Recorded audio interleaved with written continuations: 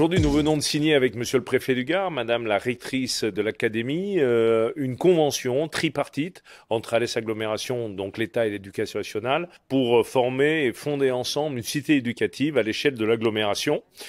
C'est donc un grand moment qui nous permet de coordonner, de mettre en œuvre des politiques publiques spécifiques pour la jeunesse de 0 à 25 ans, aussi bien dans le cadre de la petite enfance que sur le post-bac, et nous permettre à la fois bien sûr de coordonner et d'optimiser ce qui est déjà mis en place avec les associations, avec les services publics de l'État et des collectivités, mais surtout réfléchir ensemble à un avenir meilleur pour notre jeunesse, en leur proposant que ce soit bien sûr, par exemple dans le cadre de la santé mentale, plus de soutien, comme dans le cadre des études, pour aller encore plus loin, aller le plus loin possible aujourd'hui pour se former. Cette cité éducative, qui est la deuxième labellisée donc dans le Gard après Nîmes, a déjà pour objectif évidemment de fédérer tous les acteurs qui tournent autour du sujet de l'éducation pour viser plus d'efficacité. Ça, c'est le principe de base. Il y a une priorité sur la petite enfance, parce qu'on pense que les sujets de parentalité notamment sont très importants et de suivi des gamins dès le début.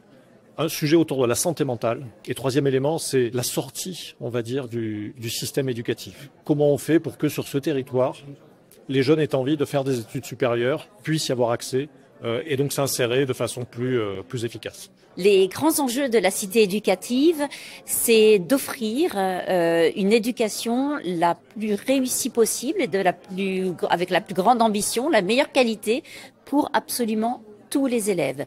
Vraiment, la conviction, c'est que tous les élèves doivent avoir exactement le même enseignement.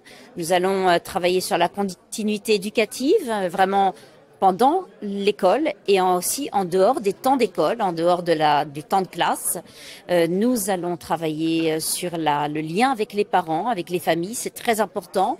C'est toujours difficile et pourtant c'est crucial. Sur ce territoire, nous avons la chance d'avoir des belles réussites au niveau éducatif, mais nous avons un problème par rapport à d'autres, et c'est le faible nombre de bacheliers qui poursuivent l'enseignement supérieur, puisque quasiment un jeune bachelier sur deux arrête après le bac, ce qui n'est pas acceptable pour moi en tout cas, et pas admissible. Et pour leur permettre d'aller plus loin, à la fois, bien sûr, il faut travailler sur l'orientation, et nous y travaillons dans le cadre du conseil du post-bac et de l'enseignement supérieur que j'ai mis en place sur l'agglomération d'Alès, mais surtout créer des nouvelles formations post-bac qui permettent au plus grand nombre aujourd'hui de se former. Et donc c'est un des objectifs, pas le seul bien sûr, mais un des objectifs que nous mettons dans les objectifs de cette cité éducative.